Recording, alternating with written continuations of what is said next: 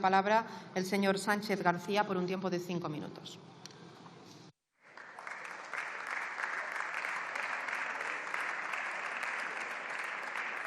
Tenemos que denunciar hoy aquí la calculada ambigüedad del Gobierno y del Partido Socialista en esta cuestión que atañe a Venezuela en general y en particular a las últimas elecciones presidenciales de 28 de julio. Porque la izquierda no consigue desprenderse de su ideología históricamente matriz, que es el marxismo, y sigue apoyando abierta o solapadamente a todos los regímenes políticos de este signo, no solamente al bolivariano chavista de Venezuela, sino también al cubano, al nicaragüense, etcétera. En octubre de 2023, el ministro de Asuntos Exteriores, ministro de escasa talla, se entiende sentido diplomático, incompetente y errático, pidió a la Unión Europea que levantase las sanciones, las medidas restrictivas impuestas a la República de Venezuela, en particular al régimen chavista, por un reglamento de 2017 de la Unión Europea, del Consejo. Ya en abril de 2024, el señor Álvarez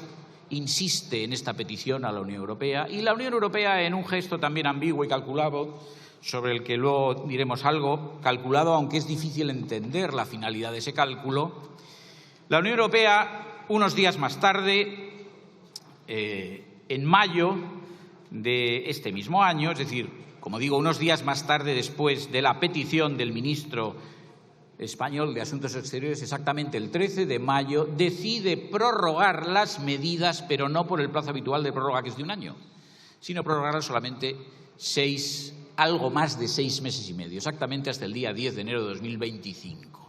En un gesto de favor hacia el Gobierno venezolano, la Unión Europea, la Comisión y el Consejo, de favor hacia ese régimen, toda vez que se había alcanzado el llamado Acuerdo de Barbados entre la oposición y el Gobierno venezolano, por virtud del que se pactó que se reconocería a la oposición el derecho a elegir libremente sus candidatos a la presidencia de la República en las elecciones por celebrar en julio.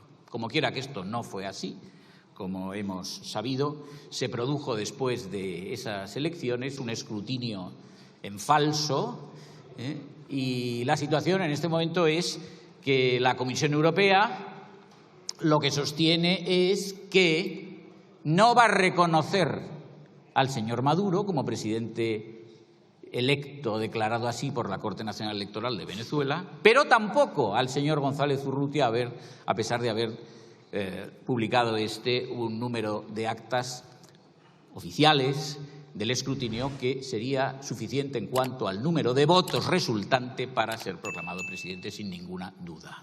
Esta es la posición ambigua, tibia de la Unión Europea en esta materia, que inmediatamente el señor ministro de Asuntos Exteriores, de nuevo, insisto, en su escasa estatura, sentido diplomático, reitero, vuelve a hacer suya y decir que el Gobierno español está en esa misma posición. No se va a reconocer a nadie hasta que no se proceda a una suerte de recuento, auditoría, practicada por un tercero independiente. Esta es la situación hasta las últimas noticias de las últimas 48 horas, en las que lo que hemos sabido es que el Gobierno español ha ofrecido y ha facilitado que el señor González Urrutia llegue a España materialmente y además le ha ofrecido declararle asilado político en nuestra patria. Esto admite interpretaciones distintas, pero yo voy a dar 2 testimonios en los que me voy a basar para hacer la que me permito formular de esta tribuna. La primera, la del propio Nicolás Maduro. Nicolás Maduro ha dicho en el día de hoy, ha manifestado su conformidad con la decisión del señor González Urrutia y además le ha manifestado sus mejores deseos para su vida en España. Es decir, el señor Maduro ha manifestado su satisfacción con el abandono de la República de Venezuela por el señor González Urrutia y el asilo político que el Gobierno español le va a conceder. Y, a continuación, el periódico El País ha dicho, al comentar esta medida en el subtítulo de la noticia, que constituye un mazazo para la oposición venezolana. Es decir, satisfacción de Maduro y mazazo en boca del diario gubernamental no pueden sino significar, adicionadas, que esta solución a quien beneficia es a Maduro y a quien perjudica es a la oposición venezolana, cuyo líder es María Corina Machado, a quien Vox ha defendido desde el inicio de su actividad política contra el chavismo.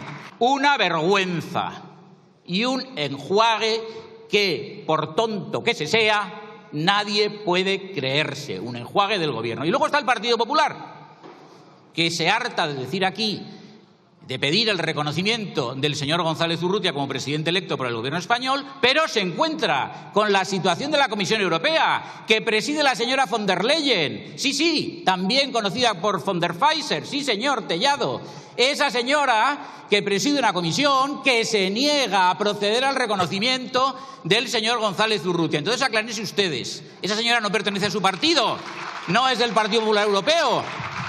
No ha sido constituida la comisión con la mayoría que ha aportado el Partido Popular Europeo en unas alianzas impías con otros.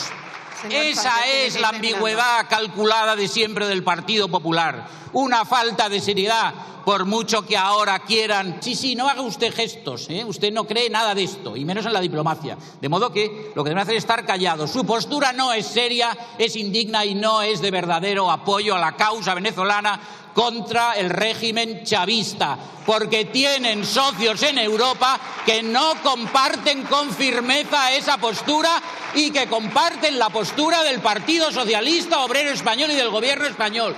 Por lo tanto, ustedes carecen de autoridad para hablar de esta cuestión. Nada más, gracias.